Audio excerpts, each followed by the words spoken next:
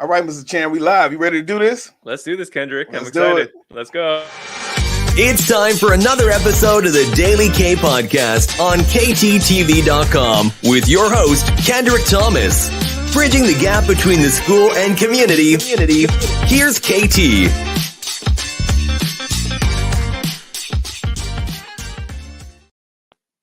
What it do, KTTeeV? This is KT, and I'm coming at you live with another episode of the Daily K Podcast.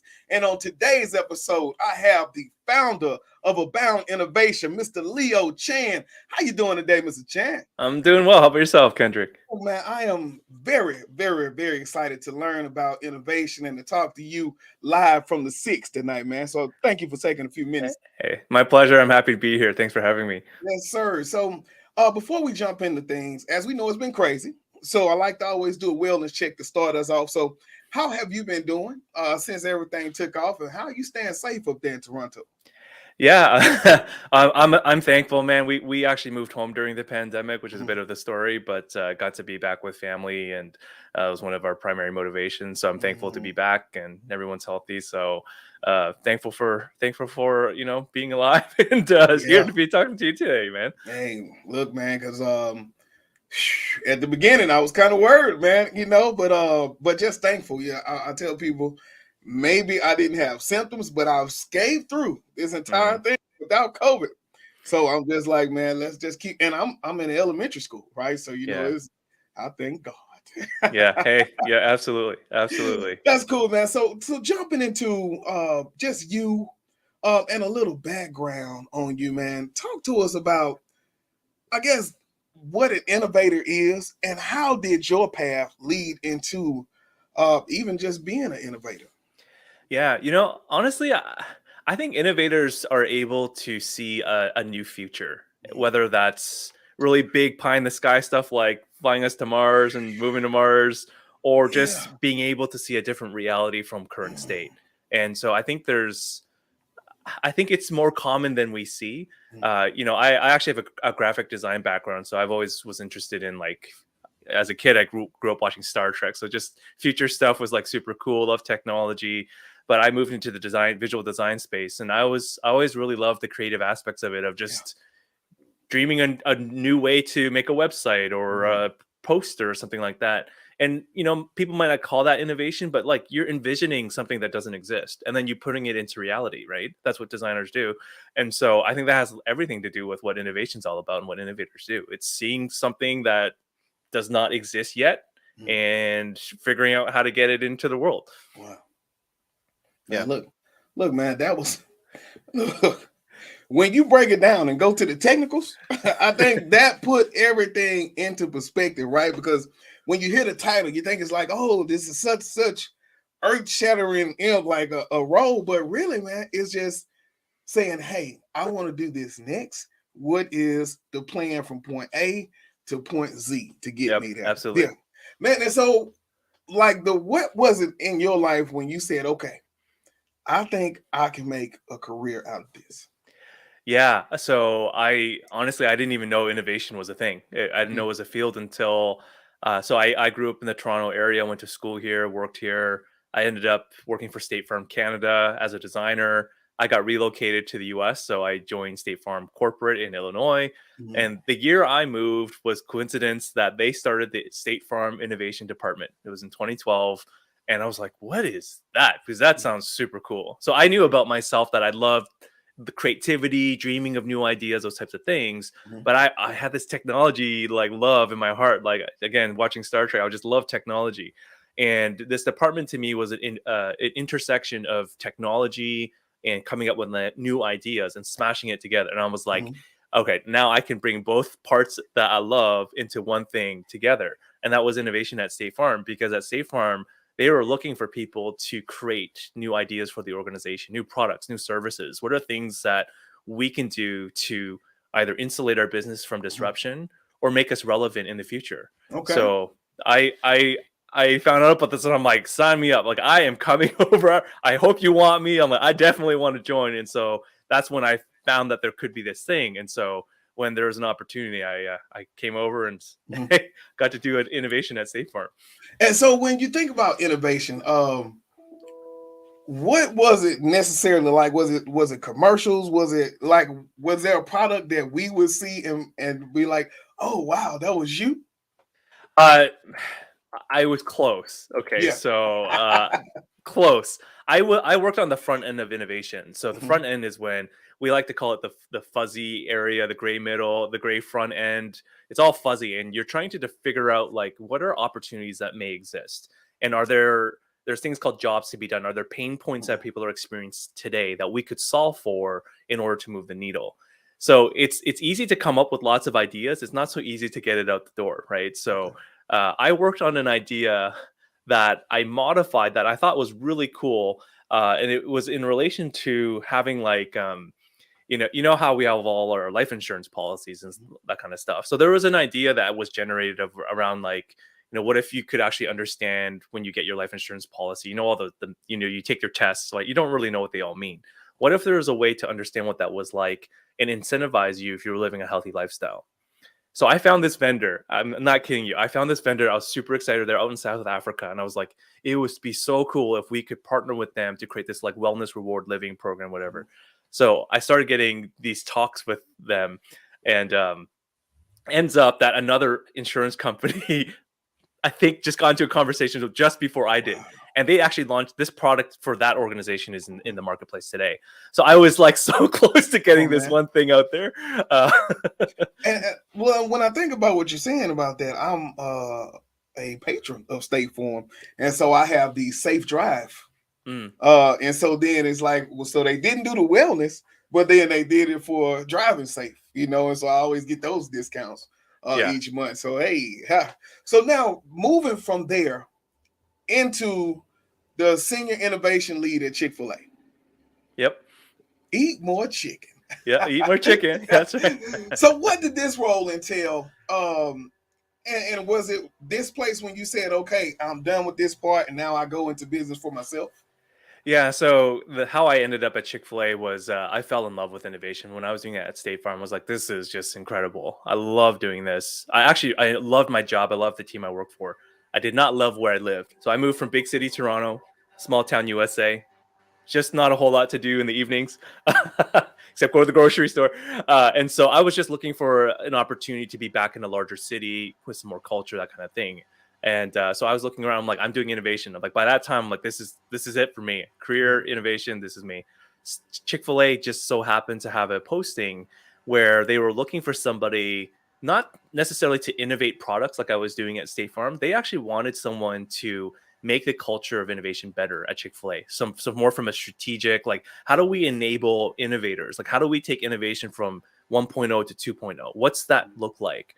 And I was like, I think I can help you with that. And so, I threw my name in the hat. I was super fortunate that I got to move down to Chick-fil-A in Atlanta, Georgia in 2017. And it was even better than my innovation job at State Farm because I got to impact the culture of innovation at Chick-fil-A.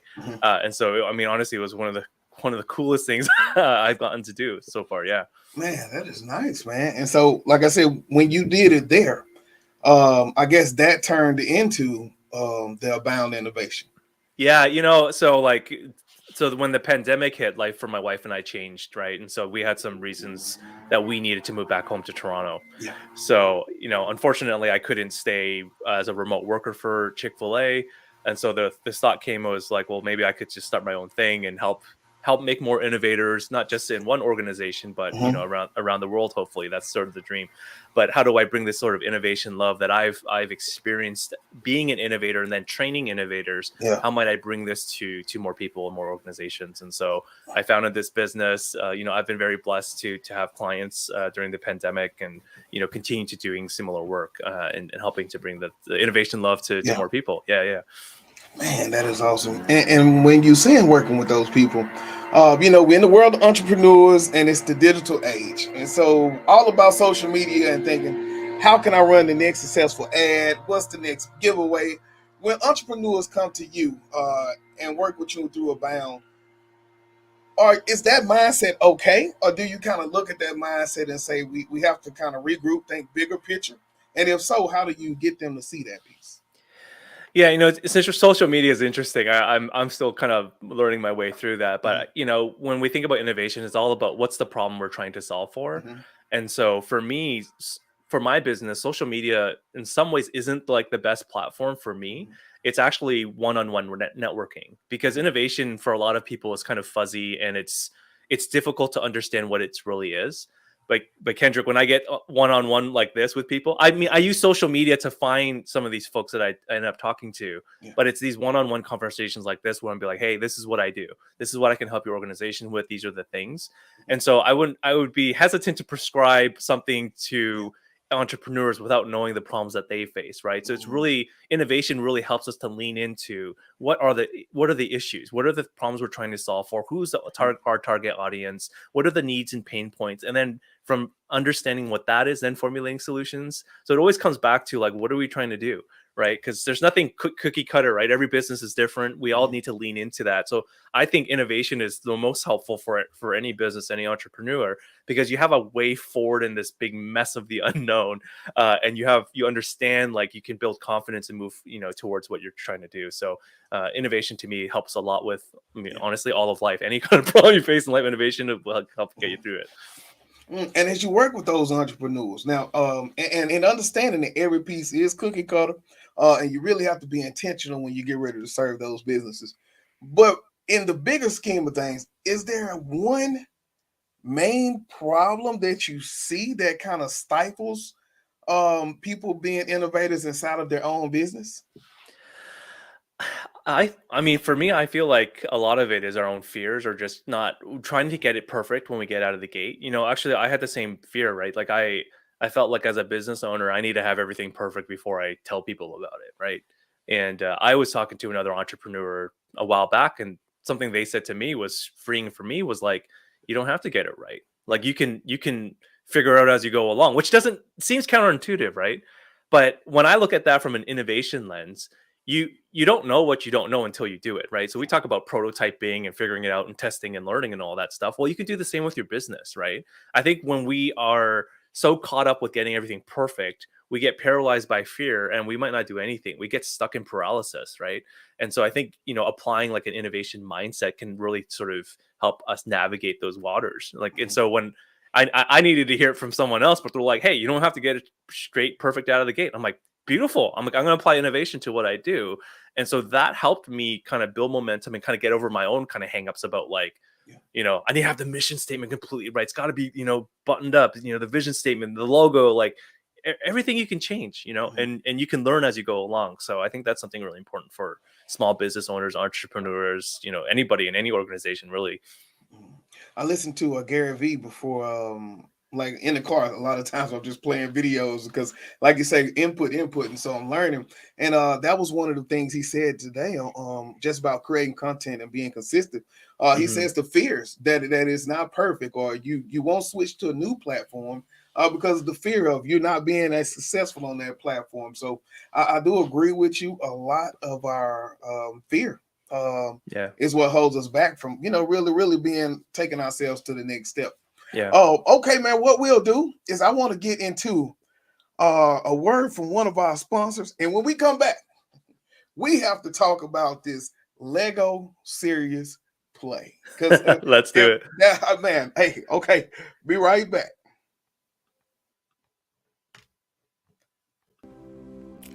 It shouldn't be hard for families to get the best education for their kids, nor should schools struggle to take care of their families. If a school uses the right systems, it can be easy to take care of families and keep your energy focused on your students. A school's relationship with the new family starts as soon as they apply. Why not give them your best from the very beginning? Align partners with schools to make sure that each family has the best experience applying, managing finances, and staying involved in their child's education. Align gives school administrators what they need to take care of their families, manage growth, communicate efficiently, and get paid on time. Learn more at alignmyschool.com.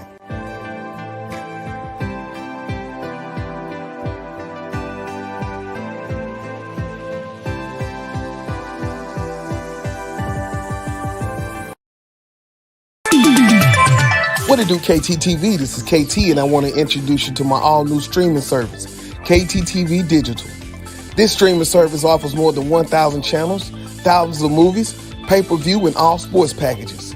If you're paying hundreds of dollars for cable a month, switch to KTTeeV Digital and pay less than $1 a day. You heard me right, folks. All this for less than $1 a day. If you're ready to put hundreds of dollars back in your pocket, cut the cord and reach out to me on KTTeeV.com. 100. Free trials are available.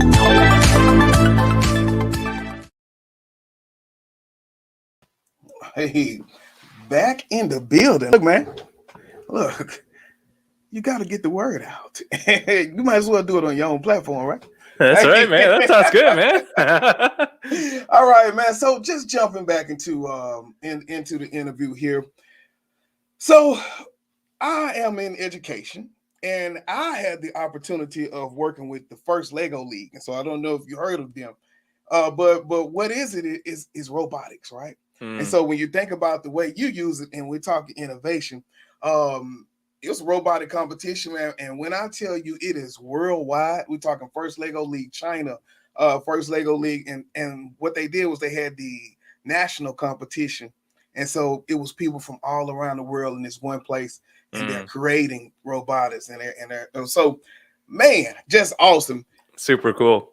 And learning about that, how do you, because those are the kids, but we're talking adults. So how does the Lego Serious Play work? And is it kind of the same premise?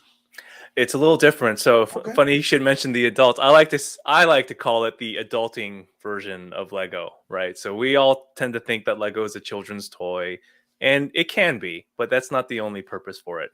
So I brought my little bag here. Well, sorry, not the Ziploc, but so Lego Serious Play was developed in the late 90s, early 2000s. And so it was out of a desire to, I don't know if you know the Lego story, but in that time frame, they were almost getting to their bankruptcy point. And so the CEO at the time was thinking about, like, what are other use cases for Lego? You know, great for innovation and creativity for children, but what about the adults? Right. So he had this sort of thought, but not sure exactly how it might be utilized. And at the same time, he was looking for a better way to do strategic business planning, because the way they were doing it, I guess, wasn't the greatest at the point for him. So he found these two really smart professors at IMD Switzerland, and they developed the Lego Serious Play methodology, which was at its first out of the gate was how to do better strategic business planning using Lego. And Lego Serious Play kits are not things that you would buy at a retail store. They are specifically designed for Lego Serious Play. So, and they're curated pieces. So you get things like Duplo pieces, and they're more colorful. There's transparent blocks. There's like doors, windows, bridges, all sorts of different things. And it's really intended to help you storytell and use metaphor and engage you in a different way. So I facilitate a lot of innovation meetings and workshops and so forth. And so Lego Serious Play really encapsulates all the things that I know as a good facilitator should do. It helps like level the playing field for everybody in the room. You know, often when we have meetings, Kendrick, we call them like 20-80 meetings. So 20% of the people do 80% of the talking, right? Typically it's like two people at the front, everybody's kind of hanging out. You may or may not hear everyone's thoughts in the room. Often there's side discussions after the meeting. And so that's when the real dialogue happens, right? Well, what if you could get everybody's participation in the room 100% of the time, 100% engagement from everybody in the room? Lego Serious Play affords that. It's also my most favorite statistic is when we talk out loud, share orally with each other, we use about 15% of our brain. When we build with two hands, we engage up to 80% of our brain. Wow. So you're leveraging 65% more of your brain cells, which means that you're tapping your subconscious. And most people know that our subconscious, you can't just request on demand stuff from it, but it's actually where a lot of that deep insight and that deep thought comes from.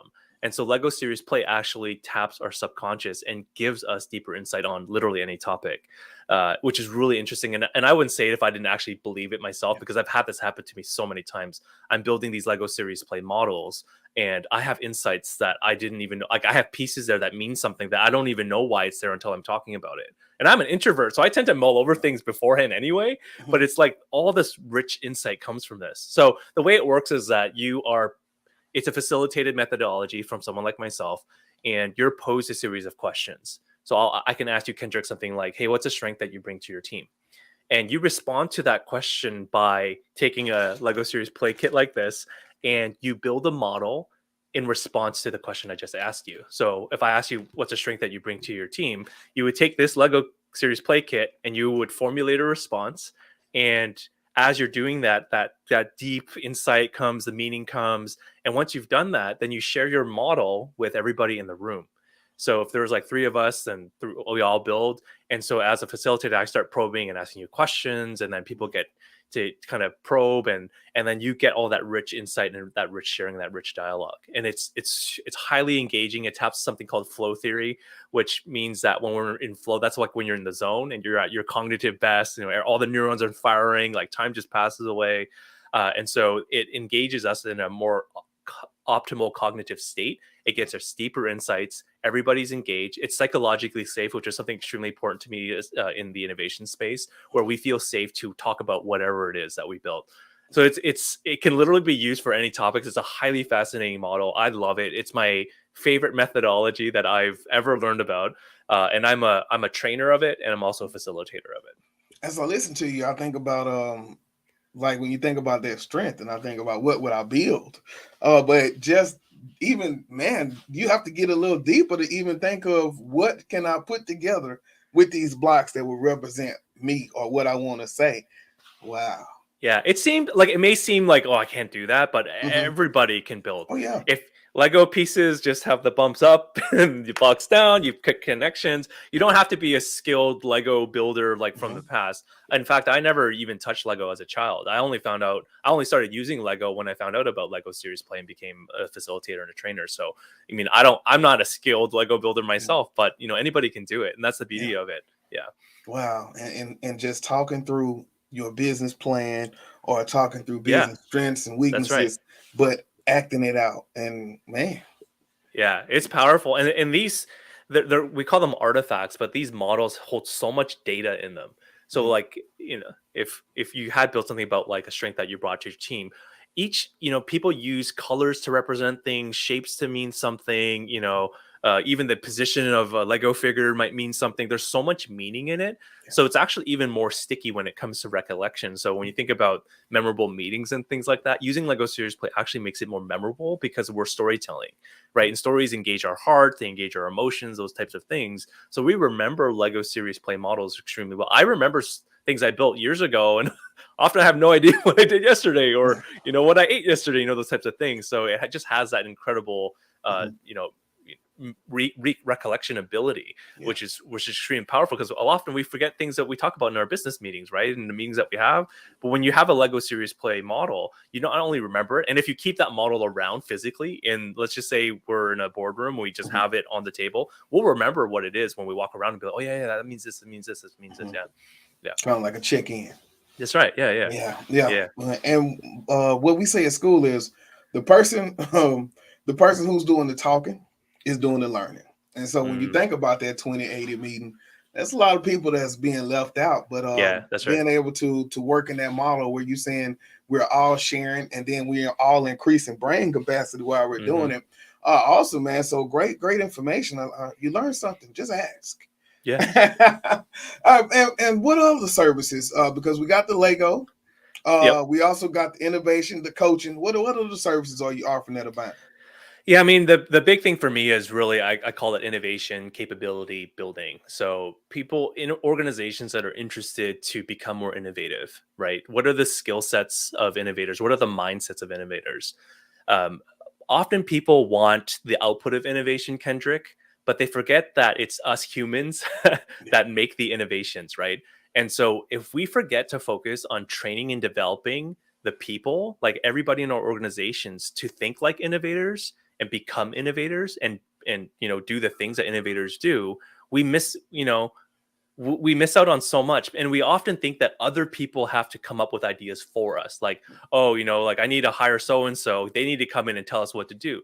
When everybody in our organizations are the closest to the problems, and we're the most vested because we work for our organizations because we want them to succeed, right?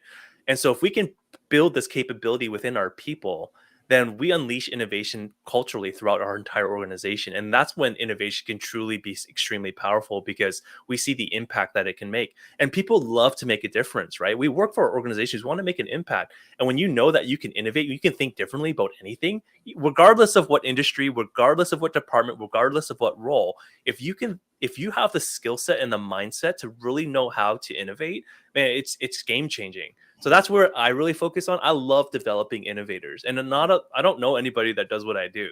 You can find people that give you an innovation, but no one focuses on the innovator, and that's me. I help people become innovators. Yeah, man. And not to give away the game, but if it was just one switch I can make to even start that path, a small business owner, what can I do today?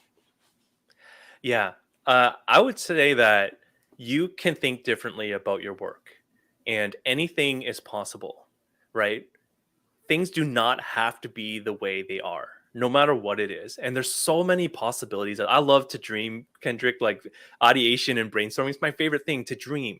And I think we don't dream enough. We don't think that there could be different ways. I don't know why I have this mindset in me. I always believe that there's always better ways to do something. And you know what?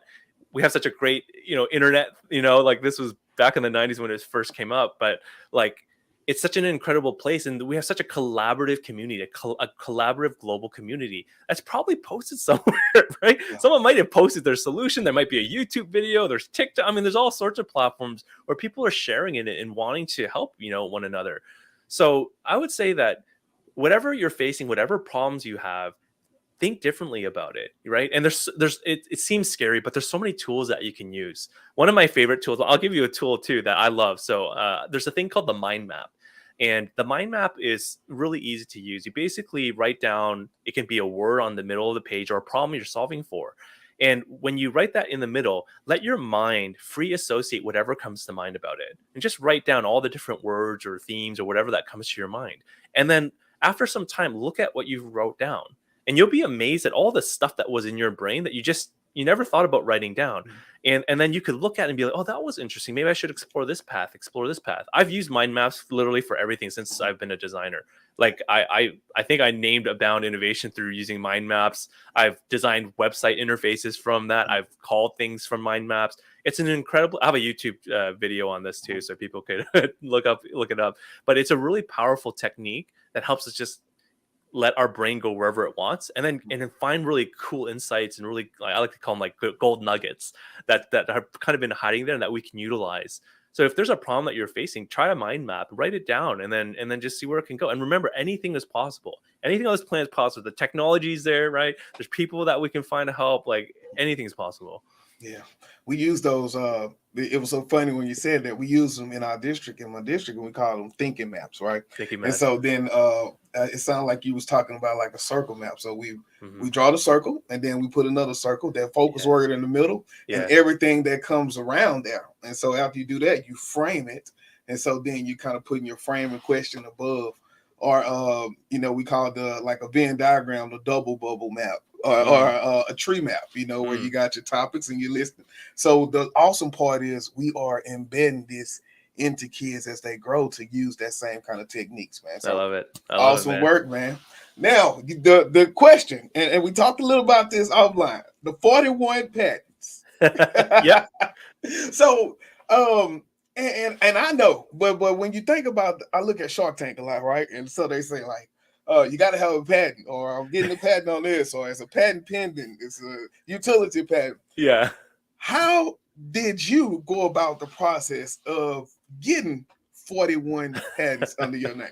Yeah, I had the corporate version of this, Kendrick, so I was super fortunate. But we had a patent office at State Farm, and so we had patent lawyers and so forth. And they always said, hey, we need to protect our IP. We have to protect the thoughts that are coming from what we're creating. And so we would often invite patent lawyers into our ideation sessions. Yeah. So we might have a topic on, this was a topic, I kid you not, on dangerous roadways and intersections. What ideas may come up for that, right? And one of the things that I focused on at State Farm was the future of transportation, autonomous vehicles, that kind of stuff, and new ideas about, what would it look like to insure autonomous cars and like all that kind of stuff. So this was really kind of forward thinking stuff, because this was many years ago, right? And there probably weren't patents on those things at the time. So we would invite our patent lawyers into the meetings. They'd sit in there and scribble down all sorts of things that they're hearing from us. And then they would come back to us and be like, hey, did we capture what you're thinking here correctly?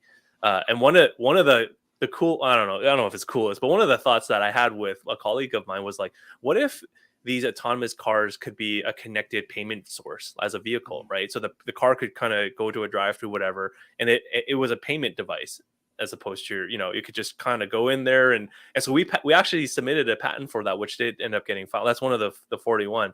But the State Farm lawyers did everything. I was just really fortunate to have my name attached to this, and thinking differently about things. So yeah, so I kind of had the soft and easy way in there, but that's how I got these 41 patents. Yeah. Oh, you're muted, man. I don't even know how that happened, man. but wow, like I think that's good security on their part, because what happens? You leave, idea, and it blows up. Like, we had that first, but now we making sure. Okay, like I said, when you go, we go, and vice versa. Wow. Shout out to them, man. All right, so this is what I want to know. I'm working my business. When is the time that I need to reach out to you, to kind of get that help with innovation? Like, what are some of the signs when you say, oh, you're not moving anymore? Yeah, I mean, I think there's a couple things. I mean, if you find, so what's really interesting about 2025 is that so the World Economic Forum defined 10 top skills needed for 2025. 7 of those job skills are related to innovation. So if you don't feel like your workforce has that capability, innovation as a capability, that's what's needed in, was it 3 years, right? If you don't have that, come to me. Let's talk about it. I can help you, right? I have mindset workshops, skill set workshops that can really help accelerate that for you. Or if you're wanting to move the needle, my mastery is in ideation. So how do you come up with outside the box thinking, and what are the tools and stuff? I love facilitating workshops and designing them for organizations, because I can get the best out of your people. We often think that we could get great ideas by just brainstorming, which is just like, hey, Kendrick, hey, here's a problem, let's go, let's get the best thinking right now, right? There's so many tools out there that can really help solicit that from you. And facilitators, someone like myself, I know how to lead these workshops. It's an art and science, right? And so if you need help with ideation, like, let me know. Or help with ideation, innovation. I've led corporate teams through this stuff, and it's nice to have someone else. And honestly, even just having a third party that's not part of your business and your work, having a different perspective is extremely powerful, because I don't have the same roadblocks, if you will, in my mind that may limit my thinking, right? I can ask questions that you might not have thought of, those types of things. So, if you need help with innovation facilitation, hit me up. I'd love to help. Or if you want Lego Serious Play training or a workshop, that's me too. So yeah, man, awesomeness. And so as we wrap up, I like to always just leave a word of wisdom or that chunk of information, man. So can you close us out with some good info from the Bound? Yeah, I think the most empowering thing that I could say is that anybody can innovate, right? It's not reserved for just Elon Musk and Jeff Bezos, right? It's not just for this elite group of people. Anybody can innovate. And so I want to leave this definition of innovation that's my favorite, which is transforming ideas into business value. And if you really scrutinize this, I won't get into all the things about it, but when you think about that definition, it is extremely broad, which means that innovation can touch any part of any business, any organization, any industry, right? If you've transformed ideas into business value, then you have innovated. You might not have done it all the right ways with all the things, but you have. And so I'd love for people to think that I can innovate in my role, in my industry, in my department, in my company, wherever I sit, I can innovate, right? And if you need help, let me know. I'd be happy to help. But you can actually, I think when you have that mindset that it doesn't need to be the same, I think that's transformative. because we're often stuck just thinking like it's got to be the same. We've done it the same way. It's got to be it doesn't need to be, and it doesn't mean and you can be the person to make that difference in your organization. Man, powerful right there. Awesome words, Mr. Chan. And so, how can we find you? How can we learn more? And how can we check out some of these YouTube videos? Yeah, easiest way is find me. Go to my website, aboundinnovation.ca. I have links to my YouTube channel, newsletter, all sorts of stuff. But if you want to follow me on social media, I'm at Leo Nelson Chan. So I'm on all the things. Most active on LinkedIn, but at Leo Nelson Chan. But anyway. That LinkedIn, that's a good platform, though. It's a good platform. Hey, all right, man. Well, that will do it. I want to say thank you again for taking some time out to drop the nuggets and really just give us a little bit more background on how innovation can happen within our business from ourselves. My pleasure. Kendrick, I appreciate the opportunity to join today. It's been a lot of fun. Yes, sir. I look forward to getting this out to the community. All right. All right, y'all. This is KT for KTTeeV signing out. 100. This is Darnell with Broadcast Houston. This is Dr. Tamara Beckford. Hey, this is Candace. This is London Underwood. This is Kirsten Bass with Inner City Greens, and you're watching. Y'all are now tuned in to KTTeeV. KTTeeV. KTTeeV.